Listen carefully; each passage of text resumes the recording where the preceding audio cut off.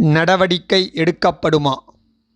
செங்கத்தில் இருந்து திருவண்ணாமலை செல்லும் கிருஷ்ணகிரி பாண்டிச்சேரி NH-77 பிரதான தேசிய நெடுஞ்சாலையில் வைக்கப்பட்டுள்ள கிராமங்களின் பெயர் கொண்ட பலகை சமூக விரோதிகளால் சேதப்படுத்தப்பட்டுள்ளது.